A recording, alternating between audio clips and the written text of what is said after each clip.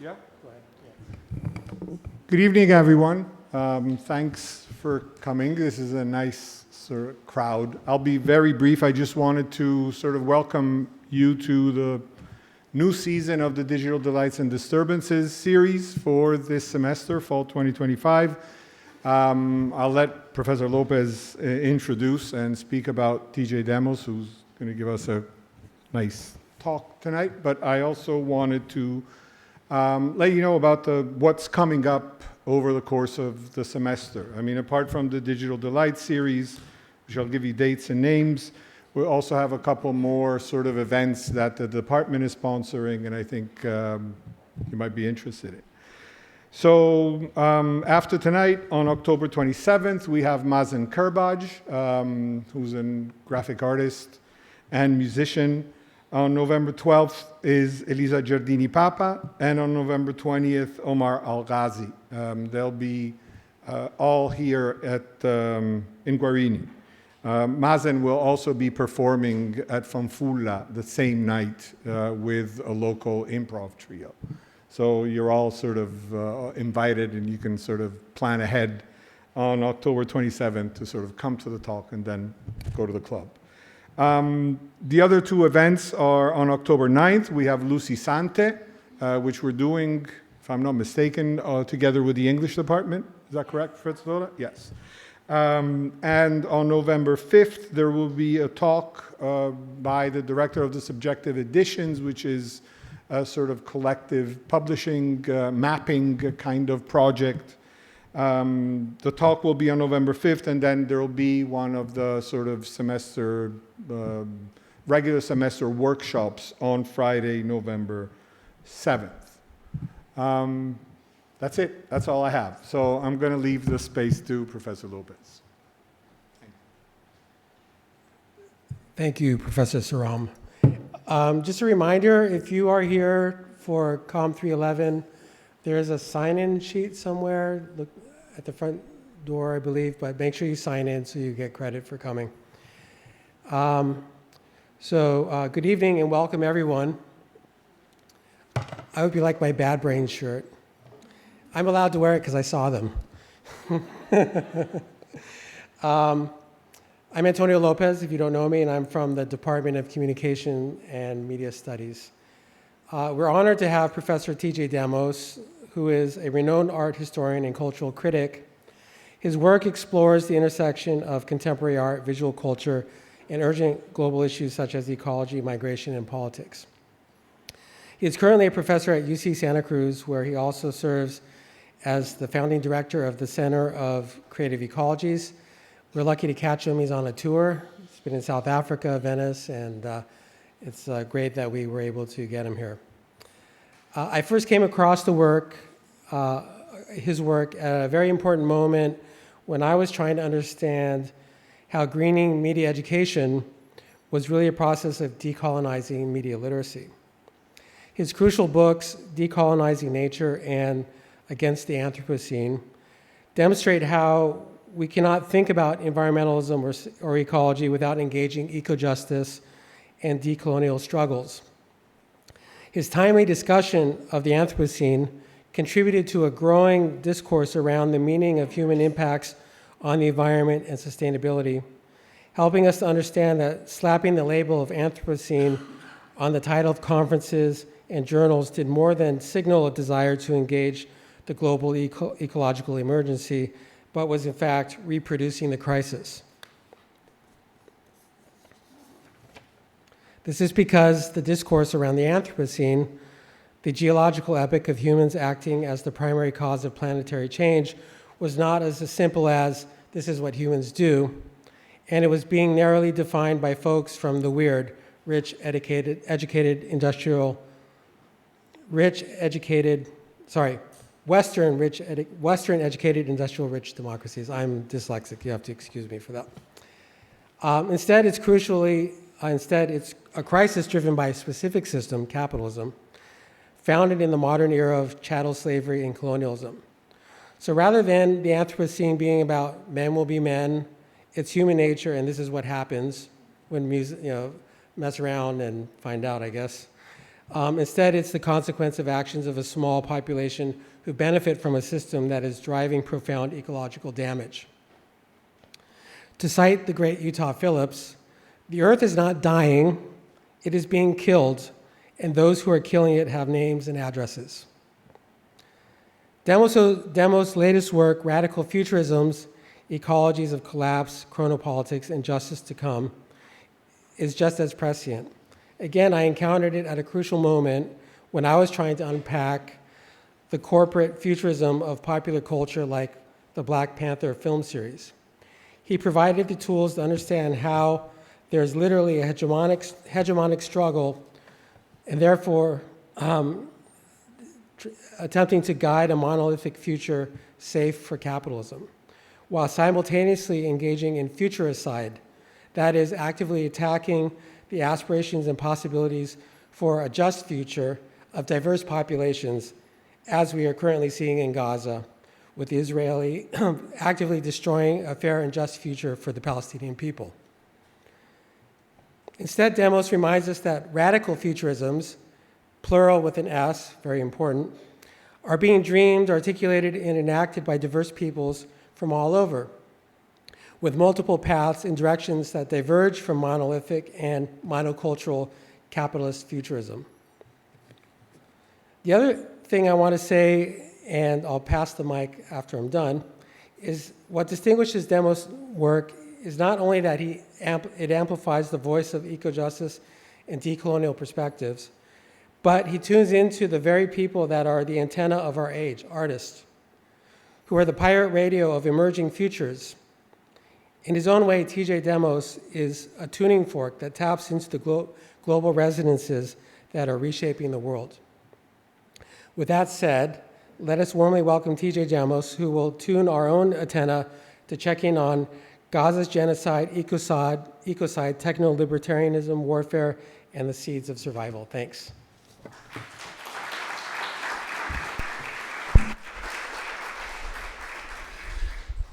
Thanks so much, Antonio, for that warm introduction. And I'm really happy to be here. Thank you all for coming.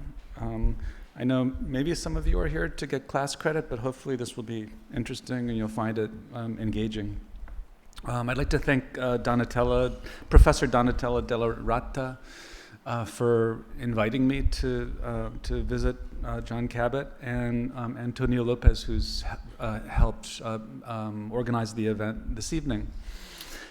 So I'm going to talk you through some of my recent work and writing, and it, as the title explains, it's about what we're seeing in Gaza, which is this nexus of genocide and ecocide that's been unfolding for the last nearly 2 years.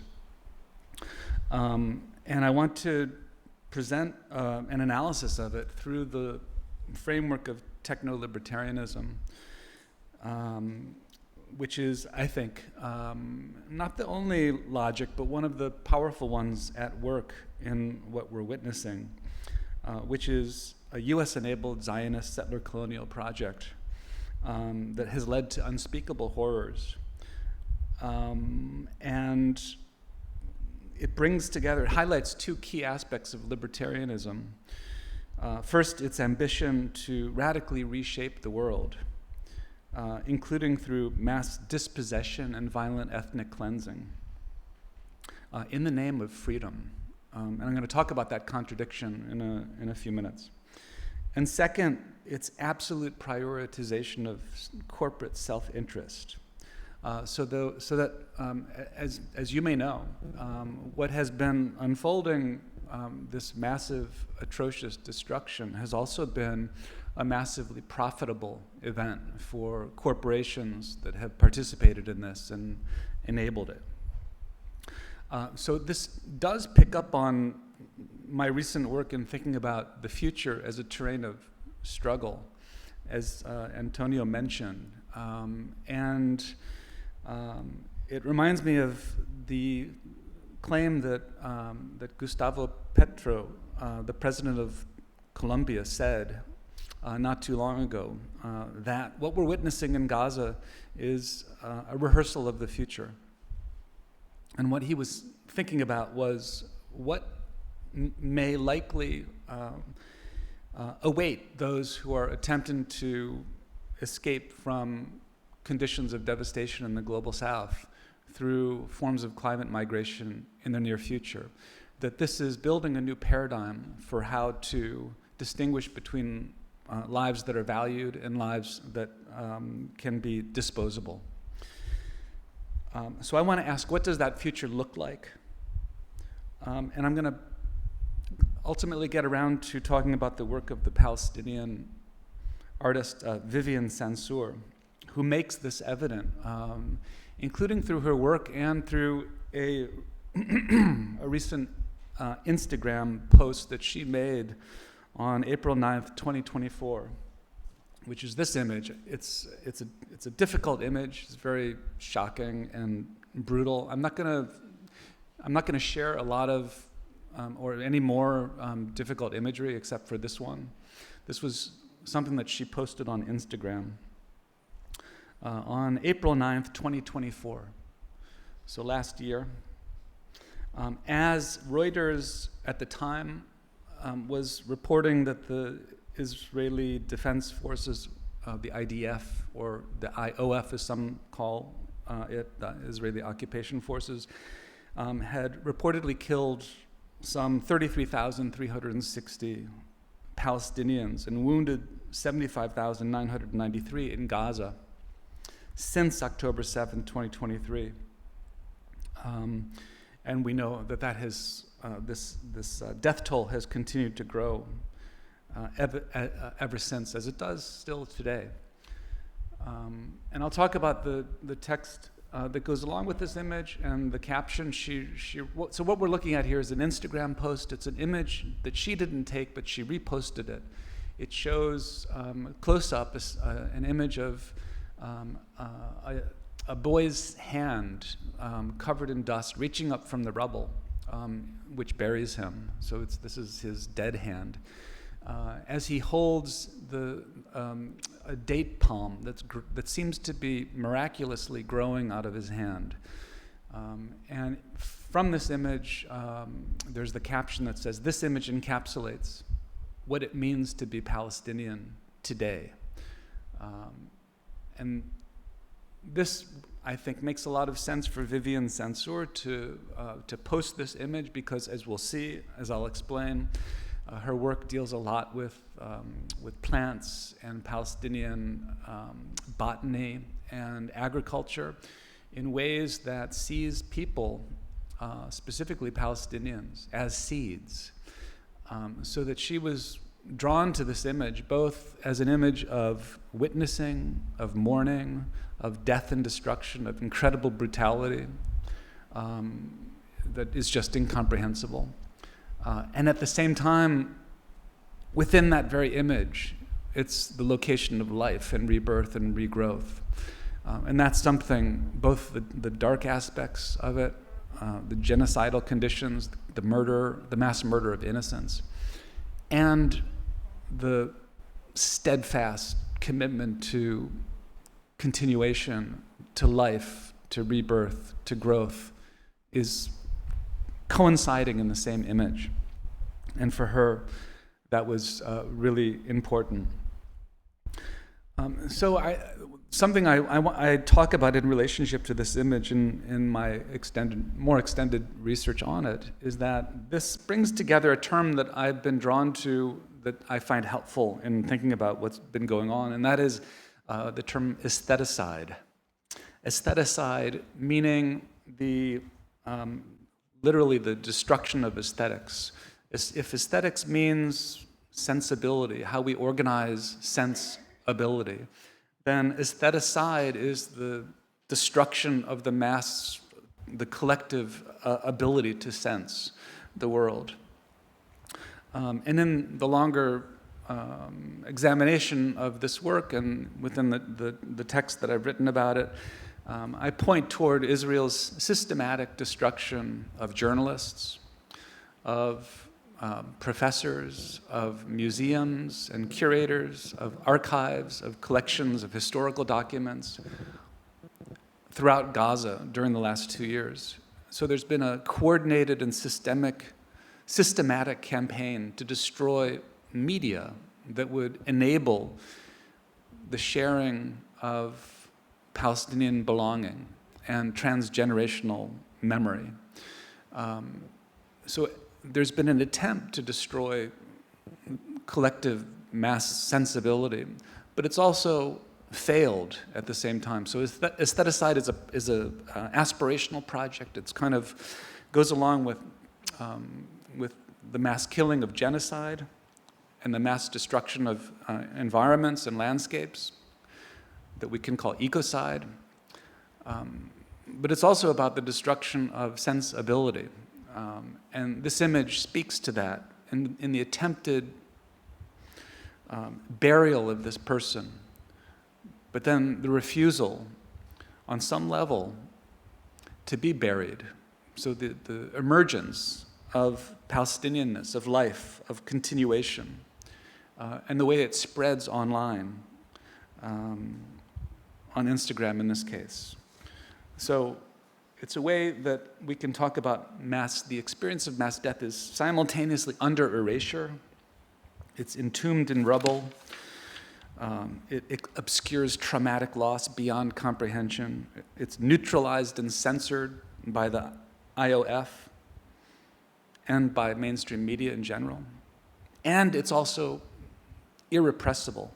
The real emerges despite all. It can't be wished away or repressed. It continues to haunt the living.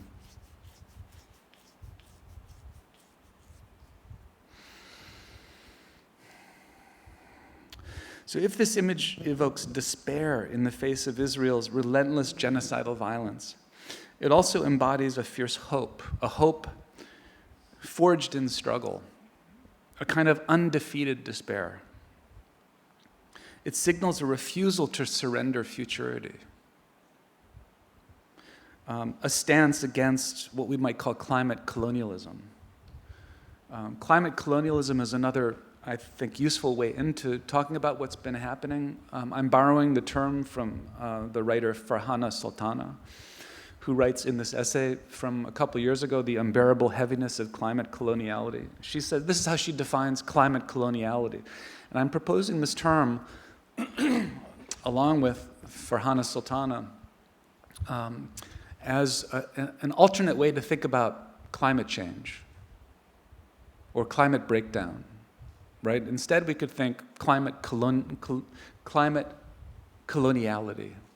And she says, she defines this through saying it's Eurocentric hegemony, neo-colonialism, racial capitalism, uneven consumption, and military domination are co-constitutive of climate impacts experienced by variously racialized populations who are disproportionately made vulnerable and disposable.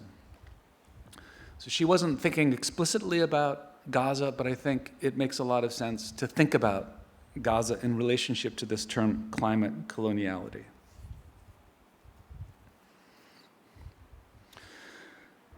There's other writers who use this term as well. Olufemi Taiwo is one, the Nigerian-American writer who wrote a book recently published called Climate Reparations. And he uses the term climate coloniality in reference to African independence-era liberation activists and people who are struggling against European colonization in the 20th century, like Amilcar Cabral and Kwame Nkrumah and others. So Olufemi Taiwo is bringing up the term to connect it to that legacy of those who have struggled for independence against colonization and thinking about it in relation specifically to environmental conditions. I'll talk a little bit more about that as we go along.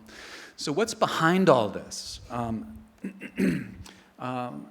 There's many things. It's incredibly complicated, but just for the purpose of this talk, I want to focus on the corporate interests. Corporations like these that you see on the screen, Palantir. This is the corporation of Peter Thiel, who you may know is a Silicon Valley tech billionaire who's had a really important influence on J.D. Vance and the formation of the Trump administration's relation to technology. It's a logistics company that provides crucial operational data on, for instance, migrants and undocumented people, so that this is a way of aiding border control in the United States, as well as providing Israel also with important computer-based logistics. There's Amazon Web Services, absolutely crucial for the IDF to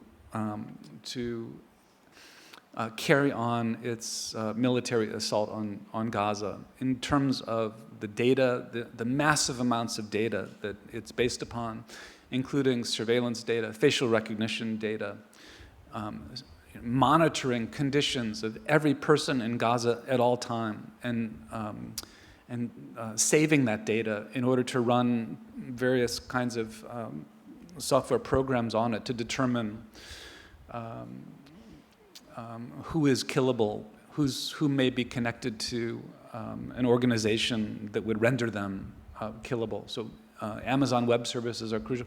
Google as well, similar kind of thing, more tech industry support, and Starlink, Elon Musk, and his suborbital satellite network, which we know, or some of you may know, is really crucial for global communications, including what it takes to run the logistics of a military involved in an assault.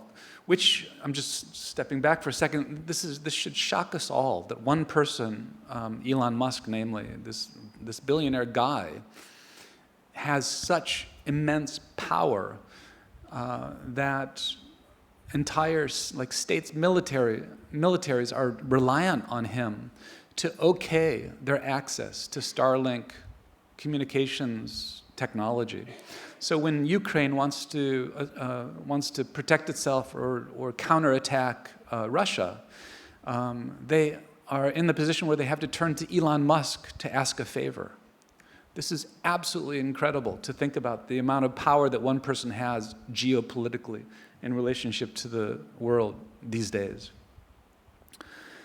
So all of these people who are behind these corporations are those who have from the very beginning have been very supportive of Israel and enabling Israel all the technology that it needs to carry on its genocide in Gaza, still to this day. There are workers within these corporations, nonetheless, who refuse to be part of corporations that are providing technology to a genocide.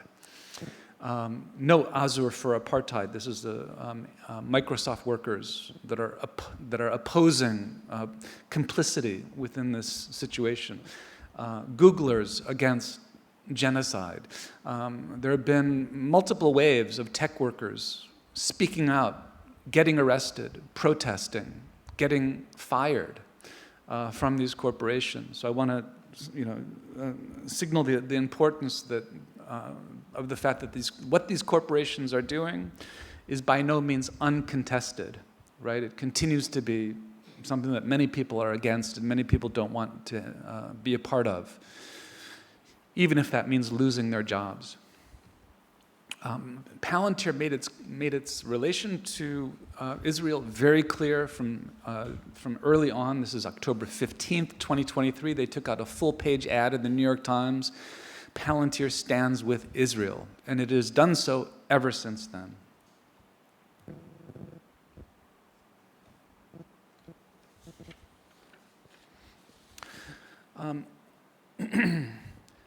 So this also goes to say that these corporations are working hand in hand with Israeli tech firms and military operations, including Elbit Systems. They produce a lot of the drones for Israel that it has been using, and Unit 8200, which is an Israeli intelligence firm that is largely responsible. It plays a key role in organizing and carrying out the genocide.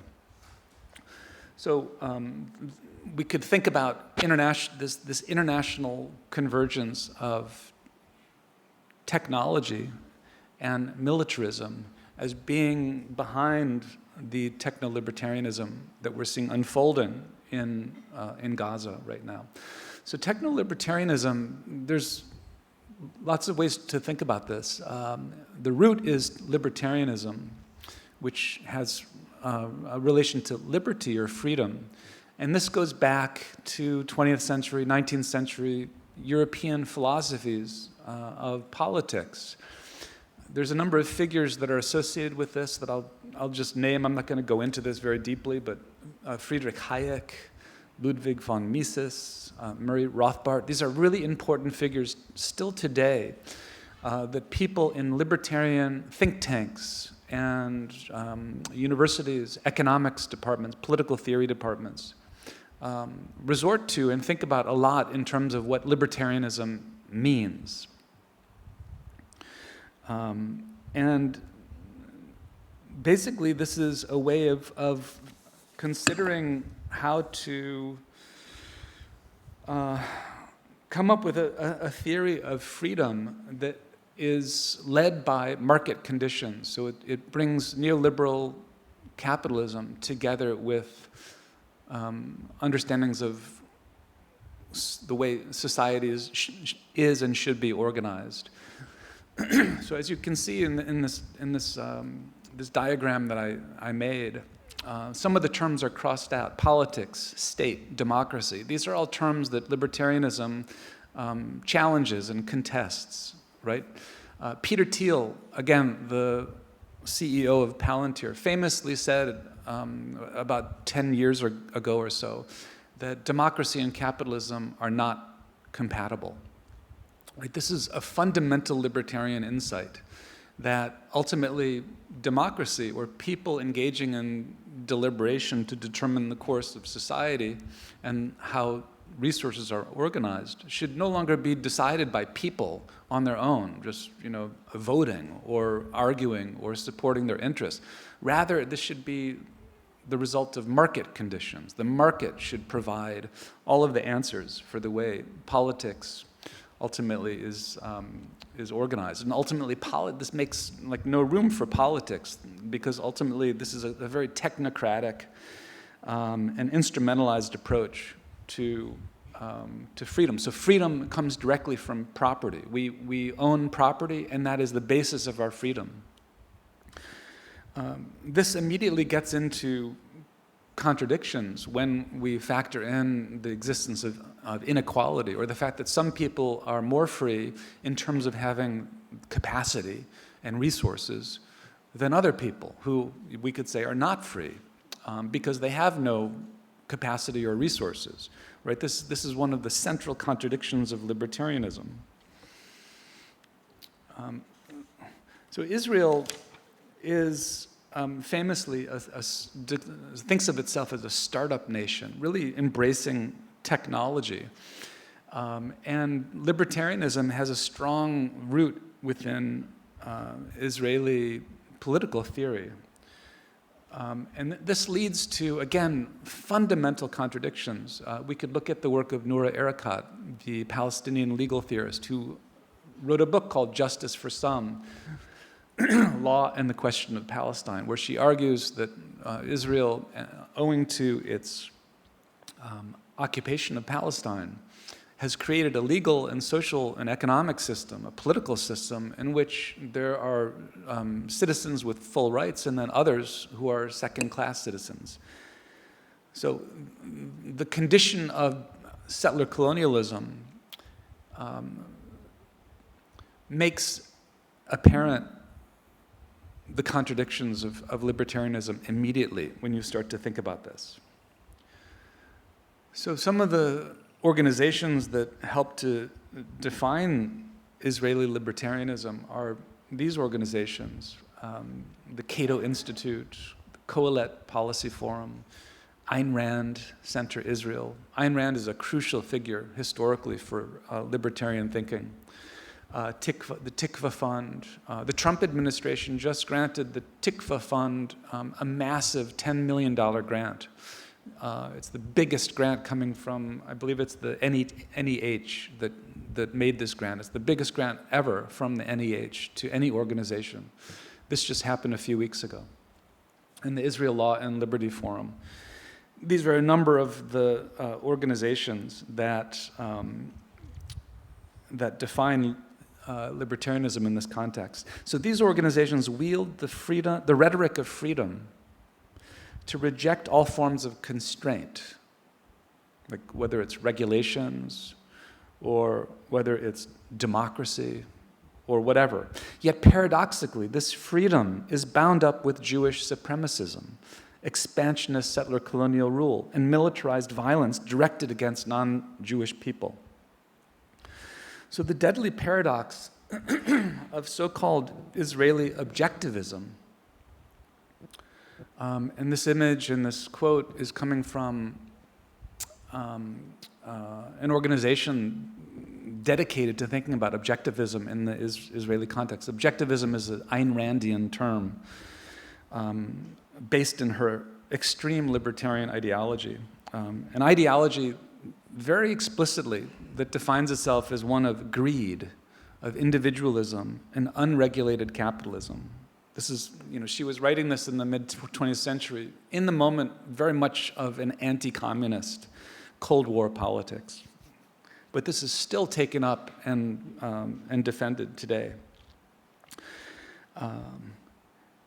So the paradox is that while its proponents, like this person, Steve Rosenberg, claim that Israel is defending its citizens against terrorism in the name of democracy, freedom, and justice, they remain conspicuously silent, if you read this text, on Israel's long history of settler colonialism and its systematic denial of freedom to Palestinians.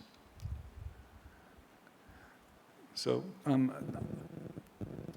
this for me, this becomes repulsive in an image like this, where you have an IDF soldier holding up a LGBTQ flag, where it's written on the flag that the assault, the genocide in Gaza is done in the name of love, ostensibly to save queer Palestinians from the terrorism of Hamas.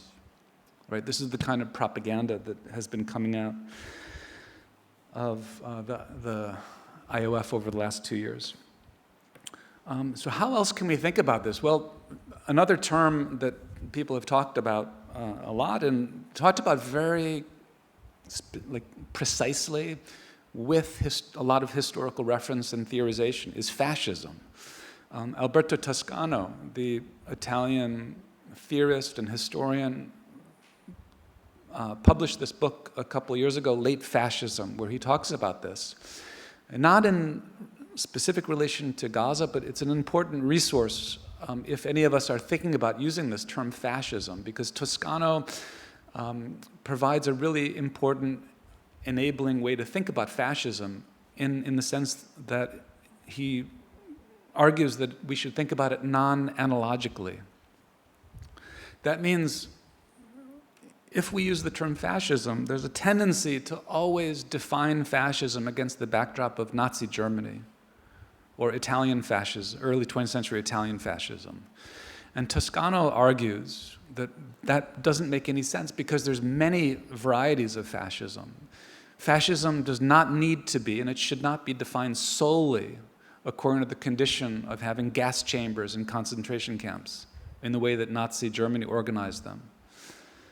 So he's working with radical black theorists in the US, like Angela Davis and George Jackson, in arguing that the US has long-standing indigenous traditions of fascism that came out of anti-black slavery and indigenous genocide. So that's a kind of fascism within the US that is related, but it's not the same and it's not measurable through comparison with Nazi Germany or Italian fascism. There's other artists who are talking about this, and I found the work of Jonas Staal. He's a Dutch artist, very useful. In this video, he talks about climate propagandas. This is from 2020, but he mentions libertarian climate propaganda. If you're interested, you can watch the video. It's on his website at that URL. It's openly accessible. For Jonas Stahl, libertarian climate propaganda brings together three key dynamics that he talks about. First, libertarianism's rhetoric of power, which both generates and exploits crises for financial profit. So that's one. A second feature is his use of intersectionalist climates of crisis, so that climate we could think about in relation to the biogeophysical realm, but also, he insists, and I agree with this, we have to think about climate in terms of the technopolitical and socioeconomic forces as well. So it's this intersectionalist understanding of climate and environment that becomes really important.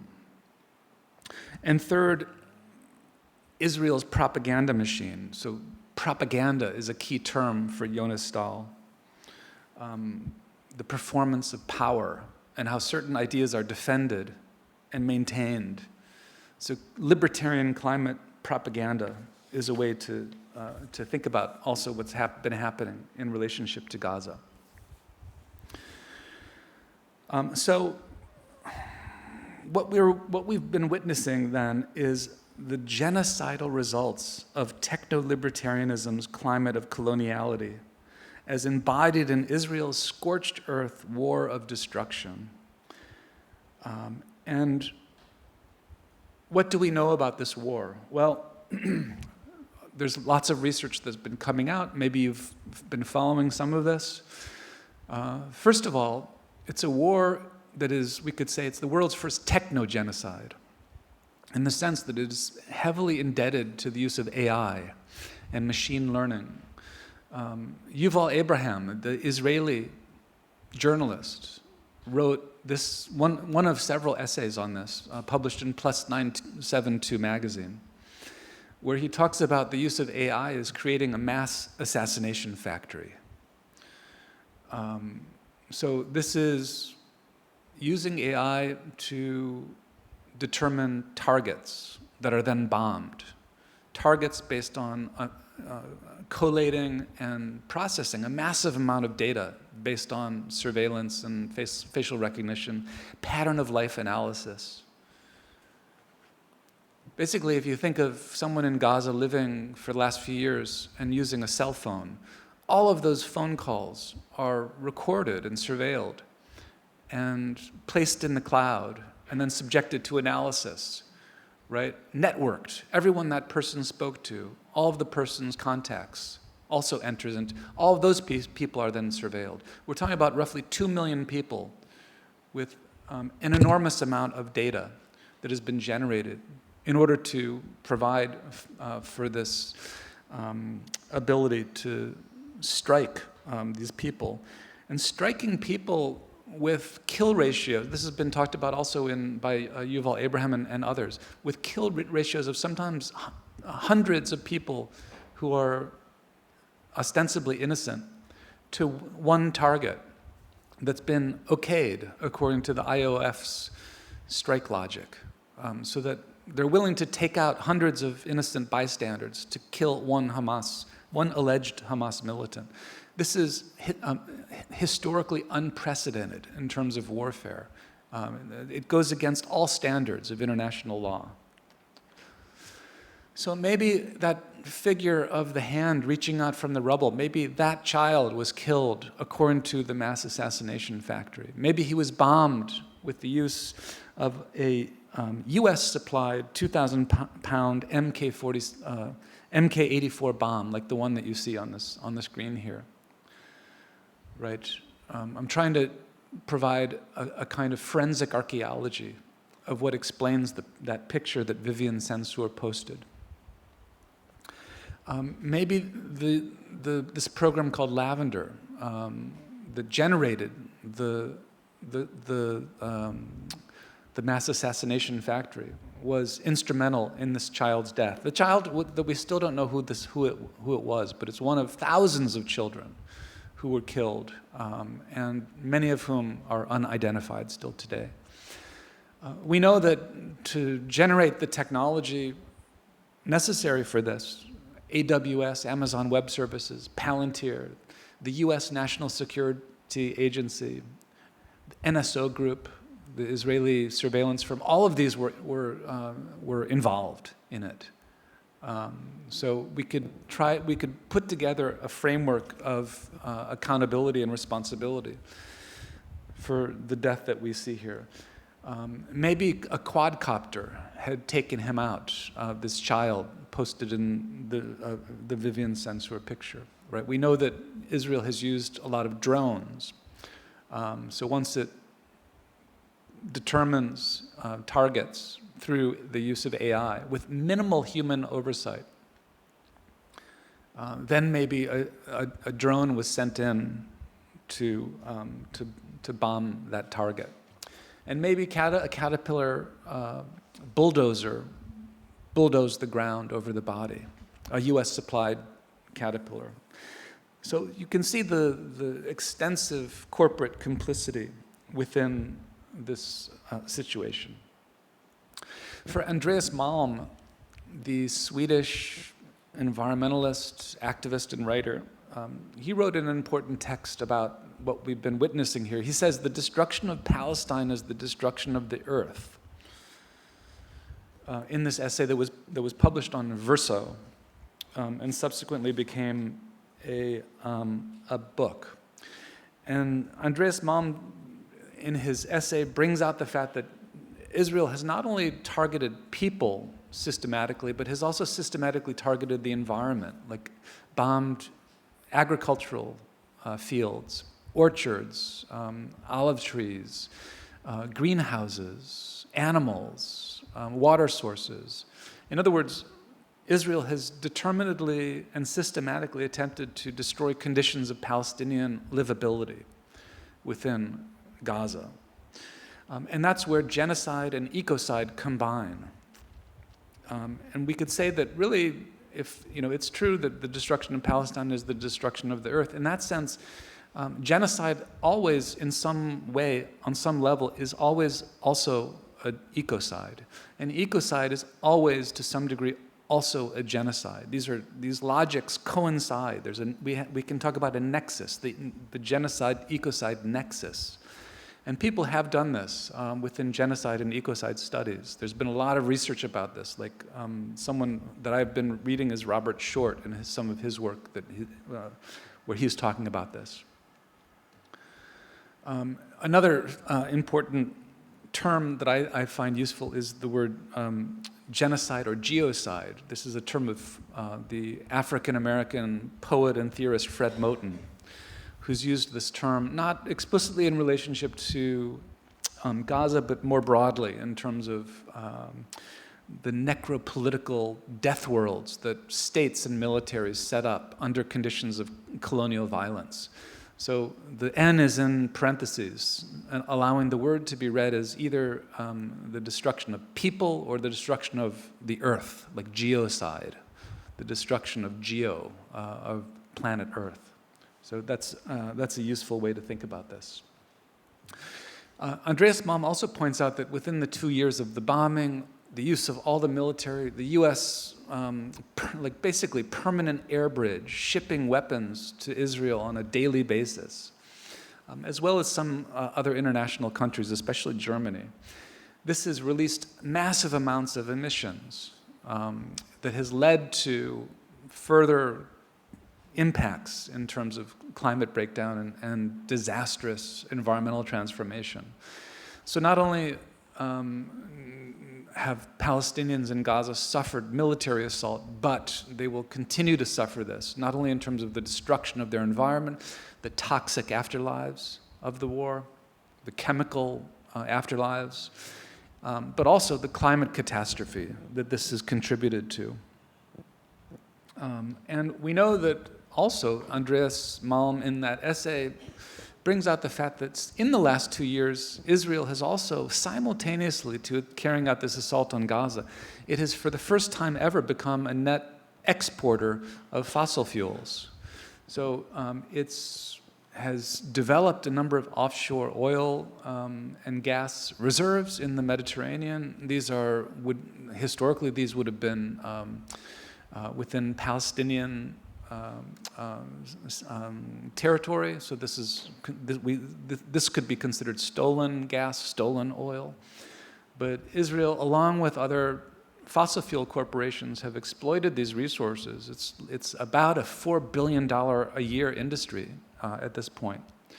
Haifa refineries, Leviathan platform, the Karish gas field.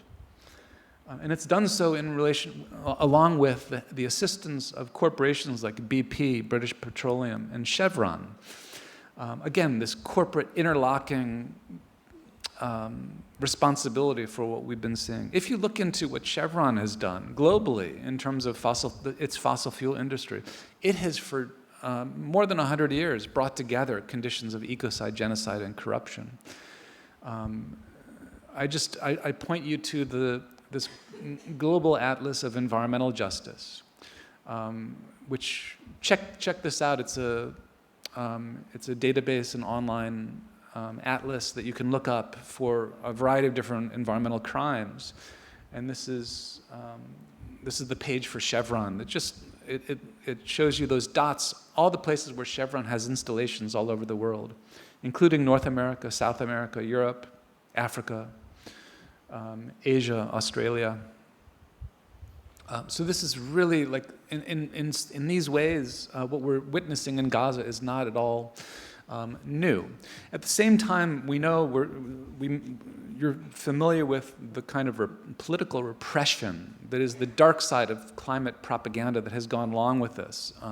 One of the key areas and logics of repression that has accompanied this is for people to insist that the criticism of Israel and criticism of the war in Gaza and speaking out against genocide is somehow anti-Semitic.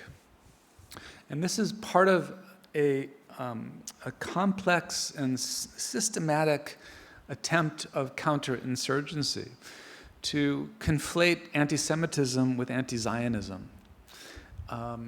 By defining anti-Semitism according to this very conservative and misleading definition by the International Historical Remembrance Association. And I'm not going to go further into this, but if you're interested, I encourage you to check this out. This organization, the Institute for the Critical Study of Zionism, and the writer Lara Friedman, who argues that the weaponization of anti-Semitism, or the instrumentalization of anti-Semitism to shut down critique of Israel or anti-Zionism, has become a political weapon of mass destruction. She means that this is used to attack and discredit critics, universities, NGOs, organizations, protest movements, Palestinian encampments, student organizations. So this is a really useful and important analysis and research that is opposing that.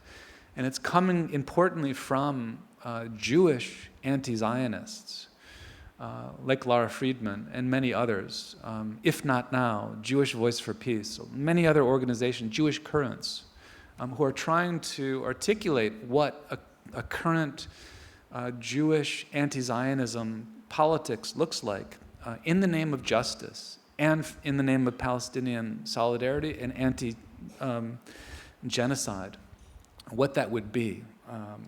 And I found this really important and useful to think about, especially in terms of campus politics and what's been happening internationally. For instance, in my university, University of California, including at Santa Cruz, but also UCLA, this is May 2nd, 2024, when the riot police, militarized police came down and shut down the Palestinian Solidarity encampment on the campus of UCLA.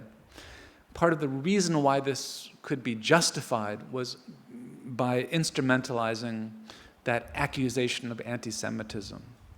It's what Trump is doing still to this day to blackmail universities. It's a concerted attack on free speech, on academic freedom. It's behind, and I don't say this lightly, it is behind the attempted destruction of the university as we know it in the States today. Okay, just a little bit more, and then I'm going to wrap it up with a final discussion of the work of Vivian Censor. Some more resources, if you're interested in this, the way genocide coincides with ecocide, the work of forensic architecture, the London-based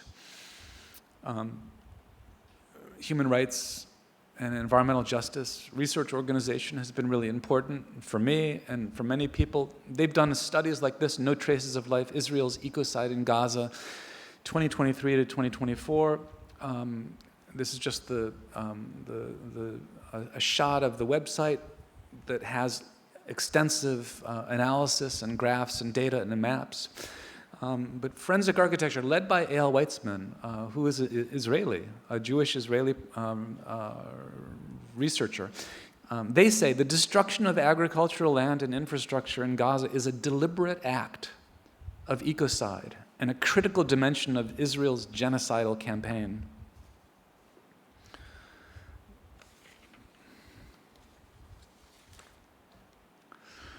We know that this campaign is not just the last 2 years. It's part of what Rashid Khalidi calls the 100 Years War on Palestine. This has been going on. This is a long-standing settler colonial project that has roots in British colonialism.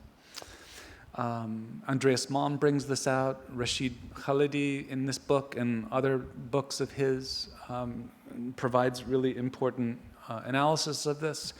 And then I found this book by Anthony Loewenstein, the Jewish Australian researcher, really crucial, the Palestine Laboratory, how Israel exports the technology of occupation around the world. If you haven't read this or heard interviews with Anthony Loewenstein, I really encourage you to check this out. Because if Gustavo Petro, the Colombian president, is saying that what we're witnessing in Gaza is a rehearsal of the future, then Loewenstein's book explains how this is happening. Because Israel's not just doing this in Gaza. Israeli tech corporations are testing their military technology in Gaza, in Palestine more broadly, and then selling it globally to many of the world's most repressive states. Okay, from Modi's India to Myanmar to Egypt to Latin America to the U.S. I mean, this is making possible what we're seeing in Gaza. This is a new paradigm that Loewenstein identifies that is an attempt to basically, we could say, colonize our future with a kind of post-democratic authoritarianism. It's what this organization, the Progressive International, calls the Reactionary International. That is the international, the global formation of extreme right-wing politics that is, with every day, questioning the legitimacy of democratic institutions and attempting to push toward a future of illiberal or post-liberal authoritarianism, right? And people like Trump are directly behind this. You notice Giorgia Meloni is also in the front row in this picture.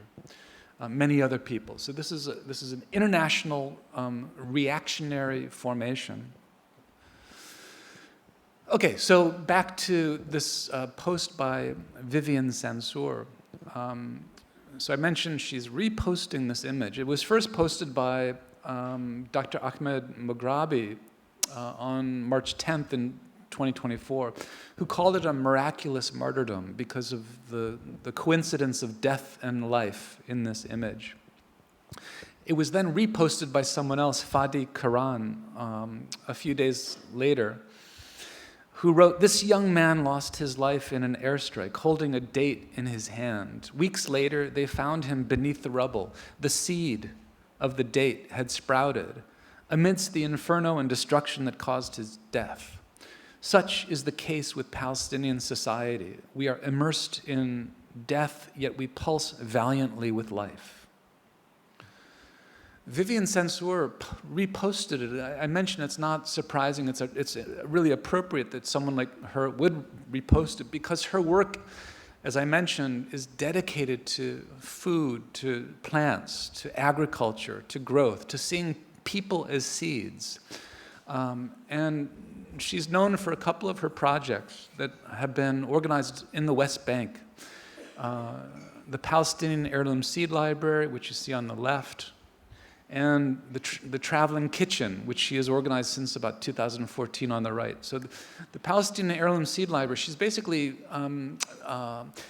collecting heirloom seeds, or traditional Palestinian seeds that grow in the land of Palestine, but have been threatened under monocrop chemical agriculture and also Israeli settler colonialism in lots of ways. So many of these seeds are endangered or even criminalized to grow and pick these plants like akub and zatar, some of the key staples of the Palestinian diet.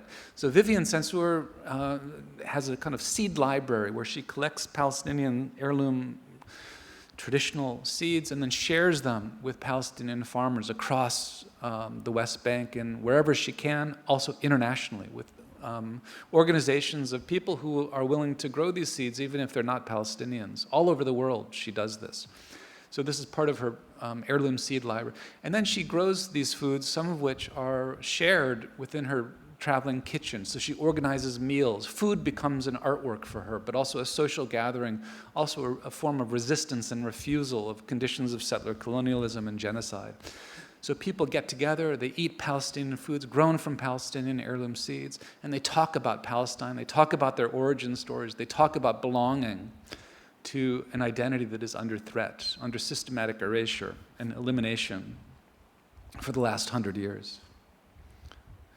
It's what I call survival media. The seed is a kind of survival media. And I'm borrowing this term from Suvendrini Pereira, who's writing about survival media within a different context, the Sri Lankan genocide that happened in the last 10 years of the Tamil minority in Sri Lanka.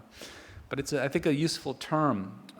And Pereira defines survival media as acts of improvised transmutations and forced improvisations in zones of conflict. These include forms of cultural politics, corporeal poetics, and their material effects that reject victimhood and transform suffering into resistance by any media necessary. So the traveling kitchen is a kind of survival media, planting seeds in Palestine, in the West Bank, or in Gaza is a kind of survival media. The image of that boy's hand reaching out from the rubble, survival media. And Vivian Censur's practice, I argue, is this as well. It creates a caring space, a place of sociability, of bringing people together. It's a kind of botanical politics of life. And these are just some images, some scenes from different instances of the Palestinian Heirloom Seed Library and the Traveling Kitchen from Vivian Censur's website. So it's true she's not practicing this in Gaza. You may know Gaza has been under siege for 17 or so years. If you're in the West Bank and you're Palestinian, it's very difficult, even impossible, to travel from the West Bank to Gaza and vice versa. But in Gaza, there are people who are doing similar things, not in the same way as what Vivian Censeur has done, but people who have been cooking during the genocide and enforced famine, including Hamada Shakura, the Gaza Soup Kitchen, Mrs. Najah's Kitchen, Mohammed Kamzat, often growing their own food wherever, whenever they can, in order to prepare meals to share freely with people who are suffering. And this has unfortunately become increasingly impossible in the recent months of the dire conditions of what we're witnessing in Gaza. And there are also other people who have been doing this, again, growing food, sharing, cooking for people, creating soup kitchens, distributing free food to children, to people in need. And these are some who have been doing this, who have been targeted and killed within the last 2 years. Mahmoud Al-Madoun, Yusuf Abu Rabea, Medu Halimi, who have lost their lives because of this practice. So I think it's not the same as what Vivienne Sansour is doing, but there's a continuum. And certainly her practice is in solidarity with what's been going on in the resistance movement and the food resistance movement in Gaza. How to understand these conditions, the immense trauma and pain that people have been going through. One important analysis of this is the work of Lara Sheehy and Stephen Sheehy. It's called Psychoanalysis Under Occupation. It's a book that came out a few years ago that's really useful.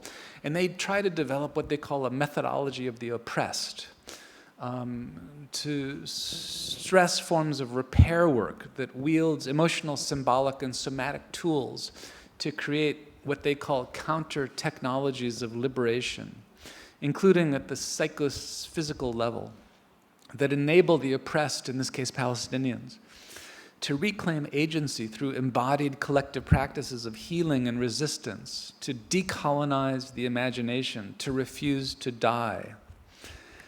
Although they're not talking about art practices like Vivienne Sansour's, I think we could say something similar, that Vivienne Sansour's traveling kitchen is a kind of counter-technology of liberation.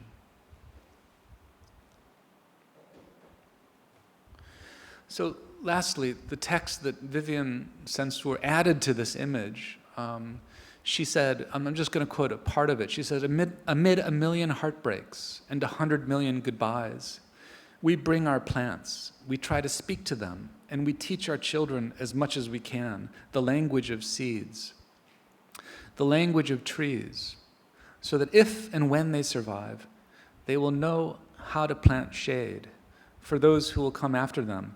This is Palestine, and that is who we are.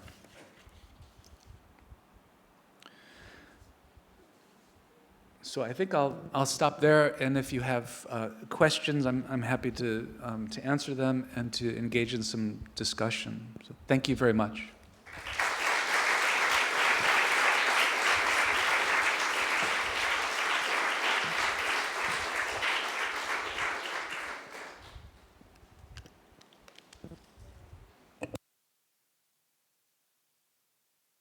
Testing. Okay, so I'm sure people have lots to say and ask. I would like to give the floor to students first. So is there anyone who is a student who would like to ask a question or make a comment?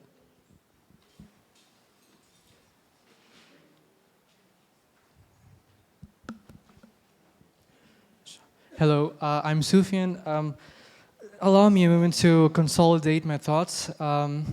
But what I meant to ask was, I have two questions. The first of which is that this conflation of anti-Zionism with anti-Semitism that we have seen, and this forced affiliation of genocide in these settler occupational characteristics with Western values of democracy and liberalism that we have seen, as we have often heard the media portray Israel as the only true democratic state in the Middle East.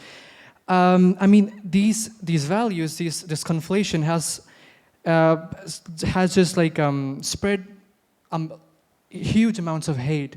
I mean, from where I'm from and the entire Middle East, the greater Middle Eastern area, where people do not have access to these insightful lectures and conversations, they have grown to detest. They have grown vehemence, vitriol against these Western ideologies. You had an image of an IDF soldier with an LGBTQ flag. I mean, historically, we have seen that with the American assaults on Iraq, Afghanistan and everything, and Pakistan, and all of these areas, we have been really behind on adopting these Western values, as you say. But after this genocide and everything, there has been a greater divide in what people perceive Jewish identity to be and what democracy to be or liberalism to be. So how do we, I guess, see the future? I guess I mean in my mind that Israel is, I guess, debilitating its own future by carrying out these acts and conflating them with democracy, as you say. And my second question is that this techno-genocide, this trend of capitalist colonialism that has extravagantly placed monumental control of technology with colonialist masses such as the US, who have used this technology to orchestrate onslaughts of murder and political submission.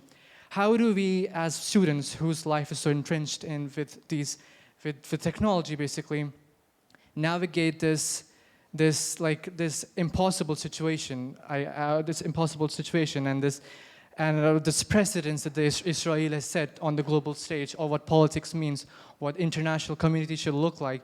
So I think those are my questions. Thank you. Thanks a lot for that response. And yeah, I really appreciate it. I think it speaks in the same spirit as my presentation.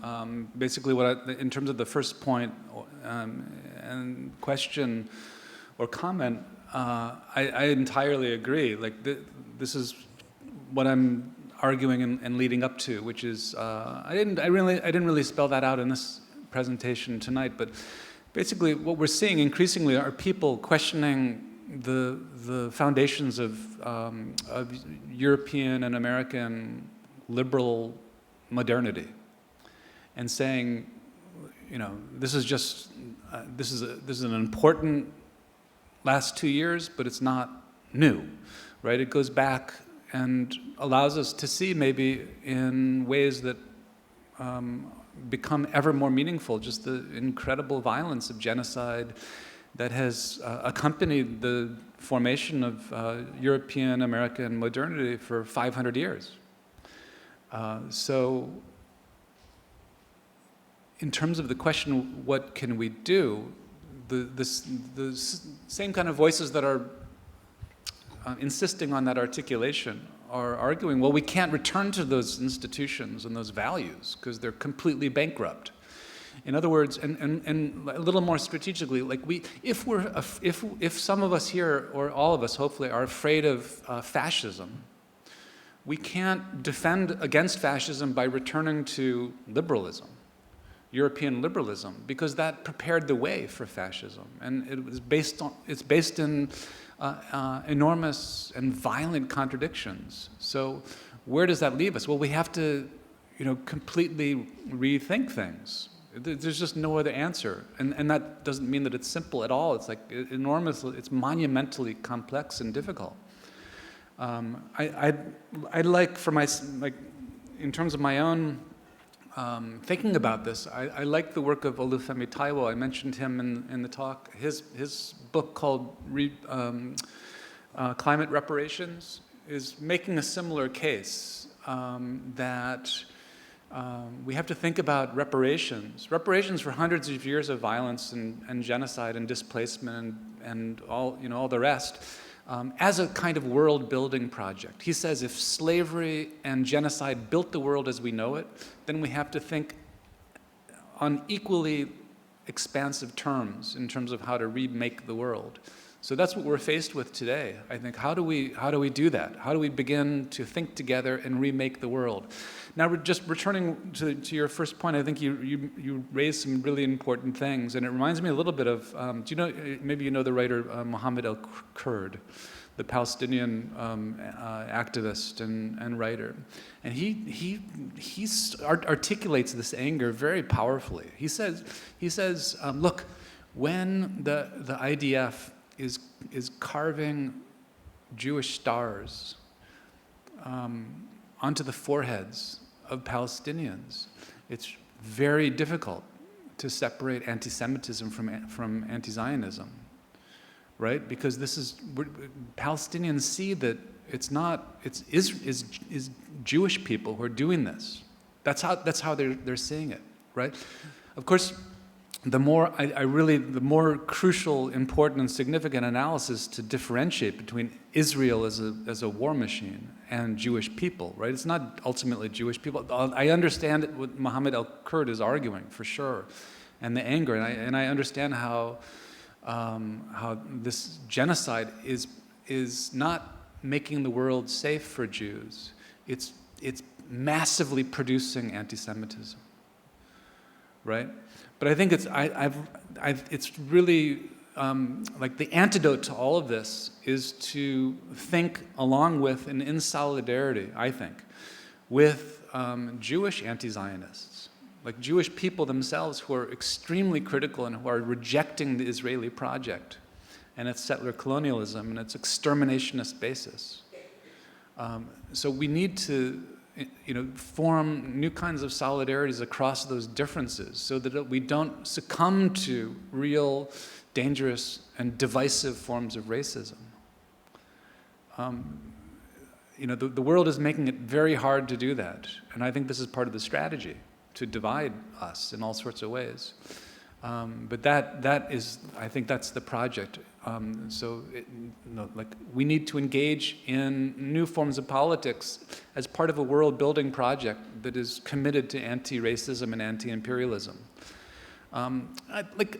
What does that mean? Well, a little glimmer of hope, I think, Zoran Mamdani in New York, the mayoral candidate, if you're following that. I think that's super interesting. That is a glimmer of a new kind of politics that completely rejects the status quo of the Democrats and the Republicans in the States and their equivalents internationally, right? And I think it's importantly a politics that's based firmly within anti-capitalism and anti-racism and anti-imperialism and anti-Zionism. So that for me is an amazing model.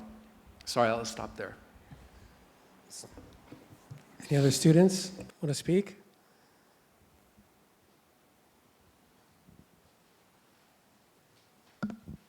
First of all, thank you for your lecture. And then I wanted to ask, why do you think it took so long to Europe to react? Because historically, at least in the recent year, if we look at the invasion of Ukraine, Europe has been reacting when big violation of human rights have been occurring. But for Gaza, they've been waiting and waiting. And now we've seen reaction from Spain, who's boycotting the US and many big companies, but also from France, the recognition of Palestine and everything. So why did it take that long? And if you think the a bottom-up approach, so all the protests and just civilians that decided to speak up for Palestine had an impact on the direction right now, or if there were other interests? I didn't get the last part of your question. Oh, sorry, yeah. If the main factor that made European governments start to react were the protests and the civilian approach to it, or if there were other players that came into the game right now. Yeah, I can only speculate, so I don't know the answer to this, but I think it's just the attrition and seeing the protests. I think the social movement struggles, the student movements, just the continuous anti-genocidal and pro-Palestinian solidarity internationally, and all the people who are willing to make sacrifices to do that, including in the States, students willing to get kicked out of university in the name of speaking truth to power. I think that's what eventually changed minds or allowed new perceptions to emerge. Why did it take so long? I think there's, of course, Germany, which is staunchly pro-Israel because of historical conditions, although maybe even that is starting to change, but Germany continues to be, and it has been for the last 2 years, incredibly repressive. There's a slogan in Germany, "Free Palestine from German guilt," right? The inability in Germany to de-exceptionalize the Holocaust, the Jewish Holocaust, in order to enable Germany to see the existence of other genocides, including Namibia, the early 20th century German genocide in Namibia, and Gaza today. This is really a massively challenged project, but it's starting to happen, and there's a lot of people who are speaking out about this as well in Germany. I think it's also the media. The media is, as we know, generally corporate-led. Corporations. This is part of what I'm trying to present here. Like you saw, all the corporations. Many of them are not only tech corporations of cloud infrastructure and logistics, but also social media and news. Right? So that when those corporations like Palantir or Instagram, Facebook, we know the owners of these media companies like Mark Zuckerberg and others, Jeff Bezos, Peter Thiel, the owners of legacy and new social media sites are, just I think from their own class position and their own pro-Zionist position, supportive of Israel. So that really meant that a lot of people accepted the dominant narrative. And then, of course, in the States, you had for almost for a year and a half or so, a Democratic president who was refusing to condemn the genocide. So we know how awful Trump is, but Biden and Kamala Harris and many of the senior level Democrats were providing a narrative that was modeled internationally. For instance, in Britain under Keir Starmer, that was the dominant narrative, and is profoundly Islamophobic, based in decades of war on terror politics that has equally been devastating and genocidal, and really prevented a counter-narrative to emerge. Like there was no debate, there was no discussion at that level. So when there's no political discourse, when we have the system of repression, when in the debates there were no question, in the presidential debates in the States, there were no questions even asked about Gaza, hardly. I think this is really stunted political transformation internationally. So those are some of the factors that I would point to. Maybe, I'm sure there's others. Okay, any other students would like to ask a question? Okay.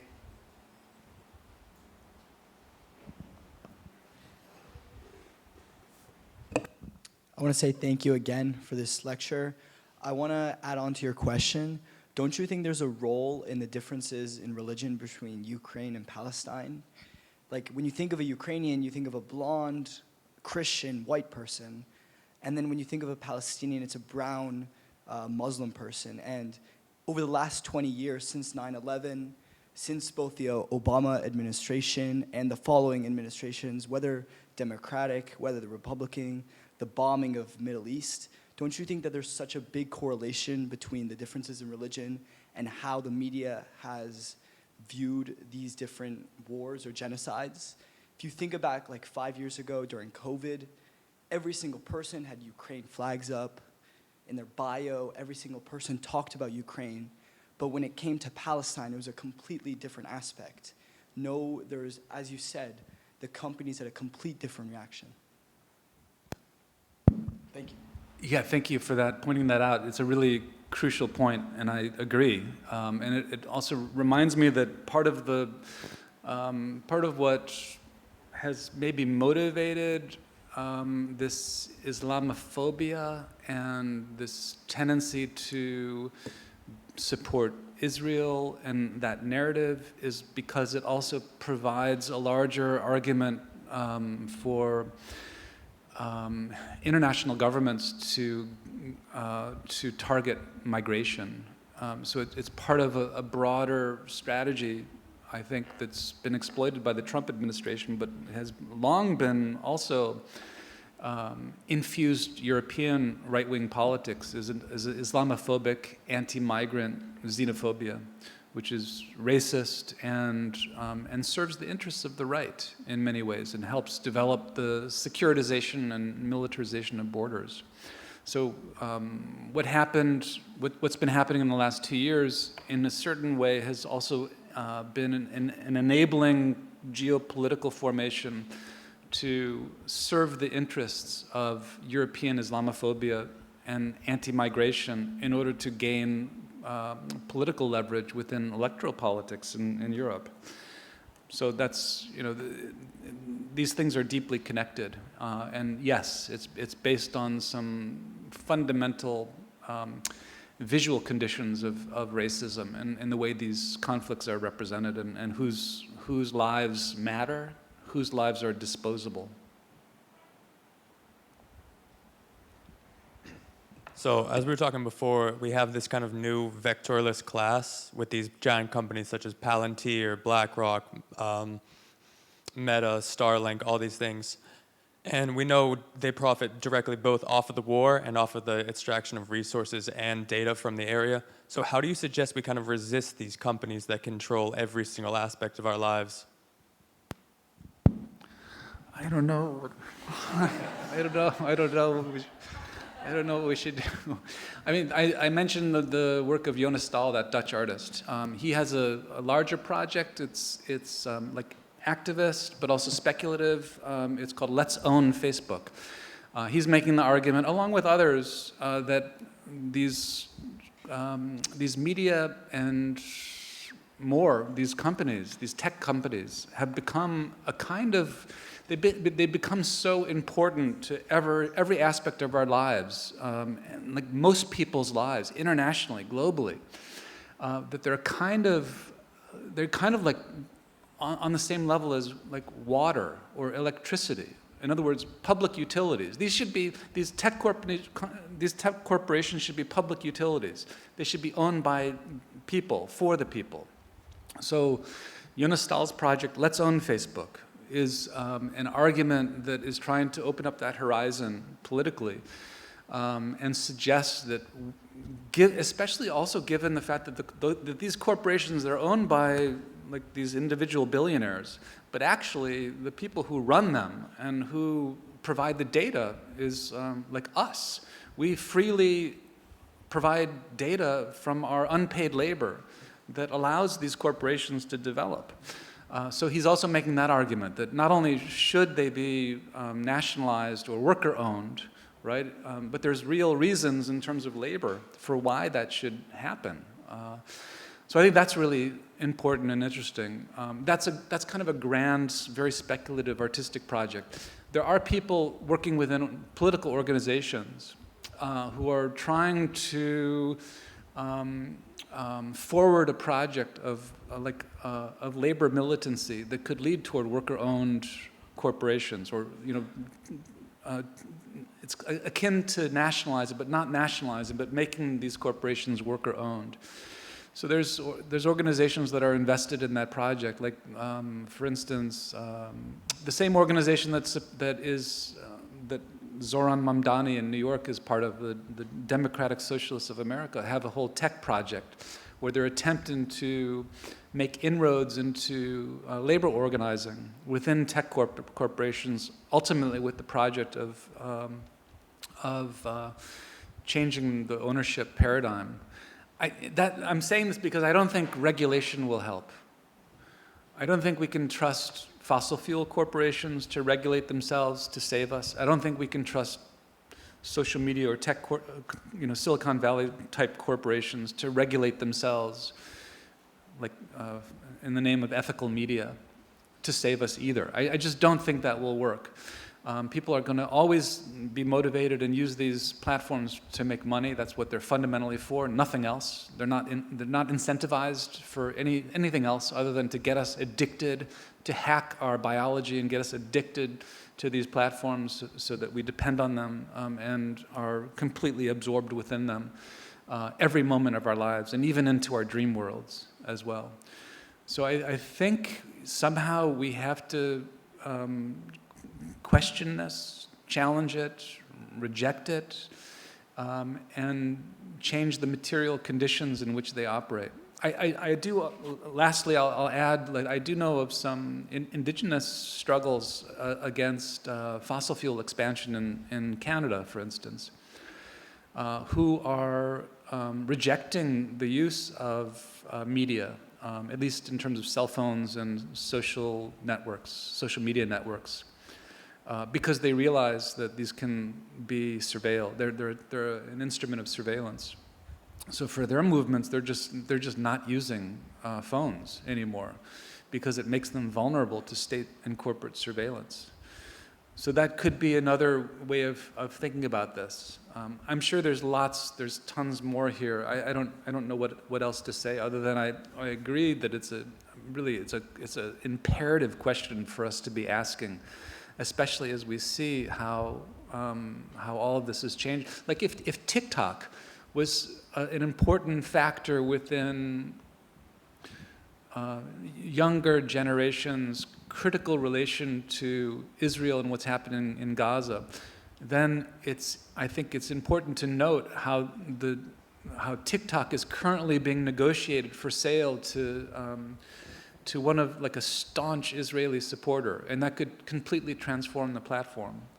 So I think we have to be very careful about how we might think we can use these platforms for oppositional activities, when actually we're effectively subsidizing the platforms by doing that and rendering ourselves vulnerable to surveillance and more. So, where does that leave us? I don't know. It's a very challenging question. So I think we have time for 2 questions, and open it up to the room. Anyone have another question?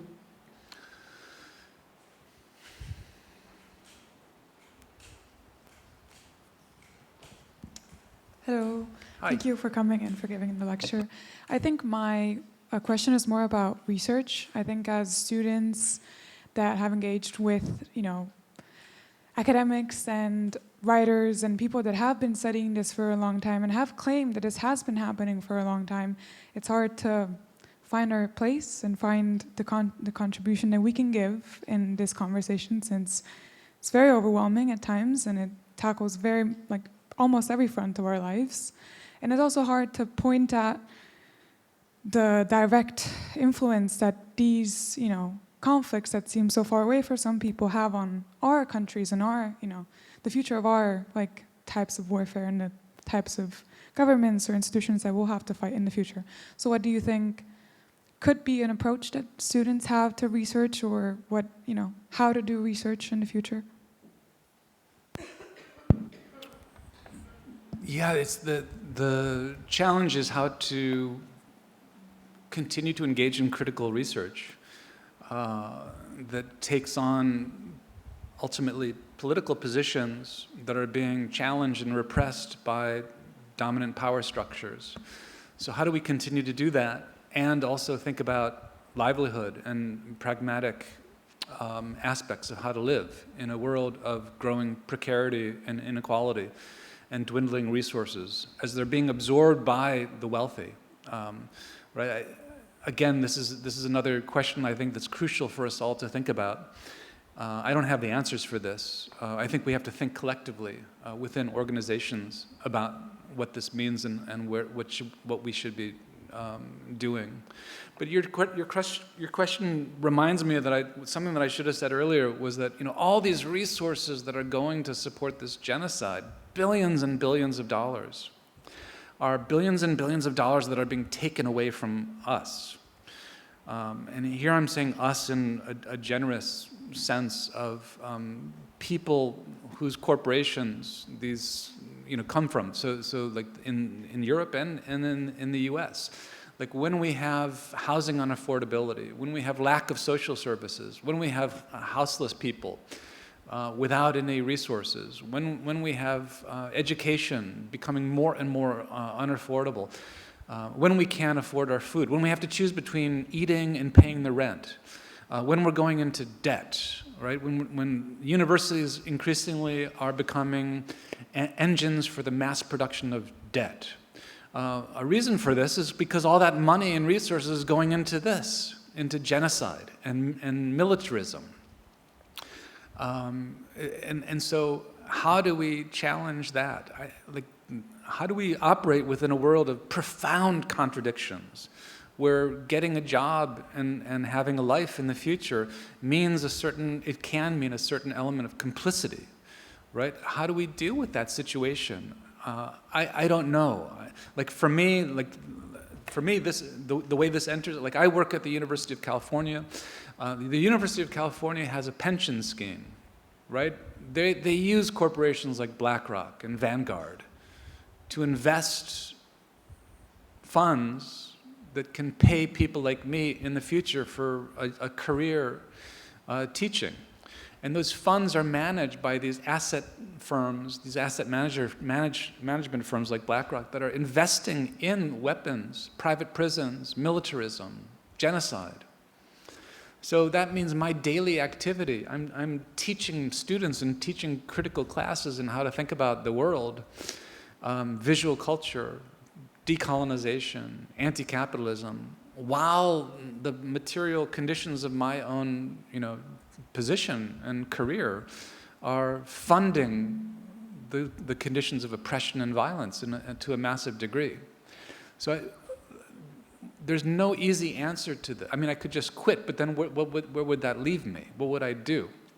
Right? This is facing real contradictions in our lives. So I think at the very least we can acknowledge the contradictions. We can study these conditions, we can study the institutions, we can learn more about where this money is going, where our benefits come from, and we can try to challenge them within institutions and beyond institutions as well. We can join organizations, we can work within institutions, and we can join other organizations and develop as much as we can our critical consciousness, and we can organize within institutions to try to challenge them, to try to challenge the leadership, to try to stop the toxic investments and the economy of genocide. That's what we're doing, at least some of us, not enough, but some of us are doing at University of California because we're aware of this and we're studying, thanks in large part to students who are using their own positions to do this research and make us all aware of it and to speak out and insist on doing this. I find that really important and inspirational. So how can we build more solidarity, more organization, and think together about how to survive and change the world in real ways? This is like the forefront, I think, of our challenge right now. Okay, thanks. I think that's a good place to stop. Give TJ Demos a big hand. Thank you so much for coming. Thank you. And thanks to all for attending. We look forward to seeing you in class and having rich discussions about the world as we move forward. Thanks.